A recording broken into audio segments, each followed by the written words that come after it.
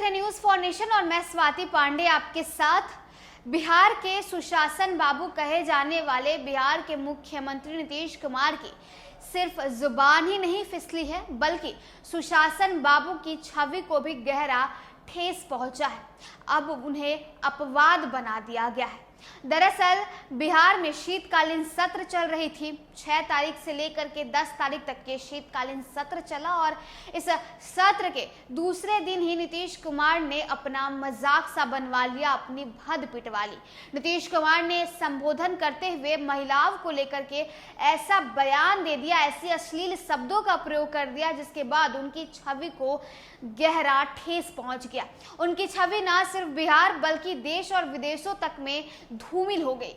नीतीश कुमार दरअसल बिहार की राजनीति ऐसी राजनीति है जिसमें एक पतली सी रेखा है और इस रेखा पर चलना बड़ा ही मुश्किल है। बिहार की राजनीति आए दिन देश की राजनीति में सुर्खियों का मुद्दा बना रहता है और अक्सर अब जबकि साल 2024 में लोकसभा चुनाव है, इस चुनाव से पहले जिस तरह से नीतीश कुमार ने महागठबंधन को एक किया, तमाम विपक्ष के दलों को एक किया, इससे नीतीश कुमार की एक छवि एक अच्छे लीडर की तरह देखने को मिल रही थी। लेकिन अब नीतीश कुमार ने अपनी छवि को किस तरह से ठेस पहुंचाया है, किस तरह से उसे जो है डैमेज किया है, वो शीतकालीन सत्र में देखने को मिला।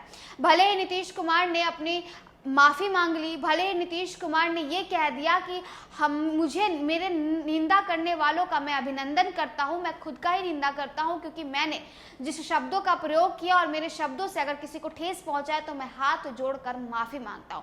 शर्मिंदगी महसूस करने के बाद, शर्मिंदा होने के बाद बिहार के मुख्यमंत्री नीतीश कुमार लगातार माफी मांगते नजर आ रहे थे, सदन के बाहर, सदन के भीतर, इवन विधानसभा में, विधान परिषद में, हर जगह नीतीश कुमार हाथ जोड़कर माफी मांग रहे थे। लेकिन उनकी दी गई एक शब्द, एक अश्लील शब्द के वजह से उनकी पूरी जो छवि है, वो उनकी राजनीतिक जीवन की जो छवि है, मुख्यमंत्री नीतीश कुमार अक्सर कहते थे कि अगर उन्हें सीएम के रूप में अपनी उपलब्धियों को एक फ्रेम में दिखाना है तो वो साइकिल से स्कूल जाती लड़कियों का एक स्केच बनाएंगे।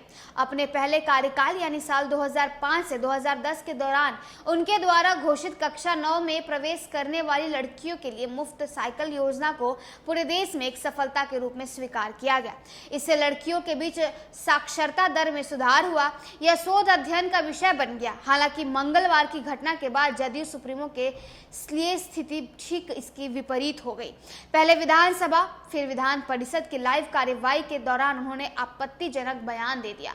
यह बयान महिलाओं और लड़कियों से जुड़ा हुआ था। उनके पीछे बैठी उनकी पार्टी की नेता घबरा गई, लेकिन हस्तक्षेप नहीं की। बीजेपी एमएलसी और प्रदेश अध्यक्ष सम्राट चौधरी ने उन्हें टोकने की कोशिश की। नीतीश कुमार ने उन्हें चुप करने को कह दिया। भाषण के वायरल होने के बाद इस मामले पर राष्ट्रीय महिला आयोग ने तीखी प्रतिक्रिया दी। प्रधानमंत्री नरेंद्र मोदी ने भी इस मौके को लपका और चुनावी रैली के दौरान पूरे विपक्ष को निशाने पर ले लिया। इसके बाद नीतीश कुमार डैमेज कंट्रोल में जुट गए। उन्होंने इसे शर्मनाक बताया और सदन के बाहर, सदन के भीतर जाकर माफी मांगी। बिहार ऐसा राज्य है जहां राजनीति अक्सर जोखिम भरी रही है। यहाँ लालू प्रसाद यादव जैसे कुछ नेताओं ने पतली रेखा पर चलने को एक कला बना दिया है। नीतीश कुमार को एक अपवाद के रूप में देखा गया था। लालू प्रसाद यादव, शरद यादव, रामविलास पासवान सहित अपने तेज तर्रार नेताओं के विपरीत उन्हें एक जननेता के रूप में नहीं बल्कि एक वजनदार नेता के रूप में देखा जाता था।